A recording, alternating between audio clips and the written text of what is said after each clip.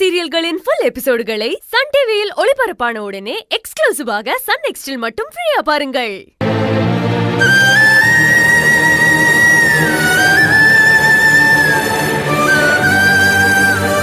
ரொம்ப நாள்லாம் ஒன்றும் இல்லைல்ல, சீக்கிரமே வந்துடும் போல இருக்கு. கல்யாணத்துக்கு தானே? இல்ல, டிவோர்ஸ்க்கு. என்ன சொல்ல வர? இதெல்லாம் நான் மட்டுமே எடுத்த முடிவுன்னு நினைக்காத பவி. ஏன்னா நான் யோசிக்கிறது மட்டுமே சரியா இருக்கும்னு சொல்லிட முடியாது. அதான் நான் சங்கவிக்கிட்டையும் இதை பத்தி டிஸ்கஸ் பண்ணேன். அதுக்காக இது அவளோட ஐடியாலாம் இல்லை, நான் யோசிச்சது தான். சரியா வருமா என்னன்னு ஒரு தகவலுக்காக மட்டும்தான் அவகிட்ட நான் அதை பத்தி பேசினேன்.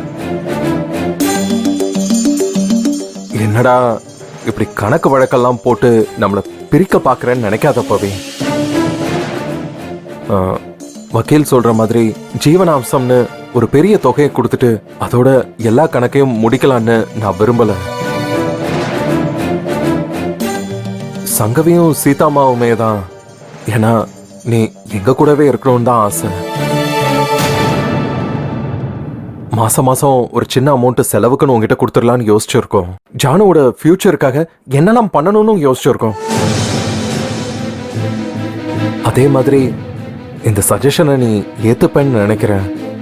கல்யாணத்துக்கு அப்புறம் நீயும் போயிருவேன்னு சொல்லிக்கிட்டே இருக்க. எங்கேயோ போறதுக்கு நீ நம்ம வீட்டுக்கே போனா நாங்களாம் சந்தோஷப்படுவோம்ல. அது அரவிந்த் அண்ணாவோட தான். சட்டப்படி உனக்கு வர வேண்டியதுதான். பேப்பர்ஸ உன் பேர்ல மாத்துறதுக்கு எல்லா ஏற்பாடையும் பண்ணிடலாம். என்ன சொல்ற? எனக்கு பிச்சை போடுறல? இல்ல, நிஜமாவே என் மேல மரியாதை வச்சிருக்கேன்னு நினைச்சேன். ஒரு நிமிஷத்துல என்ன பிச்சைக்காரங்க உன் முன்னாடி நிக்கிற மாதிரி மாத்திட்டல. இல்ல, இவ்வளவுதான் உன் மனசுல என்ன பத்தின நினைப்புல? பவி, நான் எவ்வளவோ கவனமா யோசிச்சு பேசிக்கிட்டு இருக்கேன். நீ என்னடா இப்படி பேசுற? நான் இப்படி ஒரு நினைப்புலைய பேசிக்கிட்டு இருக்கேன். நான் தப்பா பேசிடக்கூடாதுன்னு தான் சங்கவிகிட்டையும் சீதாமா கிட்டையும் இதை பத்தி பேசி அவங்களும் சரி நீ போய் பேசுன்னு சொன்னதுக்கு அப்புறம் தான் நான் உங்ககிட்ட பேசவே வந்தேன். அப்படின்னா இது கூட்டமா நீங்க எல்லாம் சேர்ந்து முடிவெடுத்து எனக்கு போடுற கௌரவ பிச்சை அப்படி வச்சுக்கலாமா? ஐ அம் ரைட்? ஏய், முட்டாள் மாதிரி பேசாத. இது கோர்ட் வச்சிருக்கிற ஒரு ஃபார்மாலிட்டிஸ் தான். நம்ம ஒன்னும் புதுசா ஒன்னும் செய்யல. பிள்ளையோட எதிர்காலத்துக்காக, அதுவும் பொம்பளை பிள்ளை. போதும் ஆதி. ஆம்பளையோ பொம்பளையோ குழந்தை தான். பொம்பளை பிள்ளையாச்சே, கல்யாணத்துக்கு நகை சேர்க்கணும்லாம் பேசாத. இப்பெல்லாம் 2 குழந்தைகளும் ஒரே உலகத்துல ஒரே பிரச்சனையோட தான் வளர்றாங்க.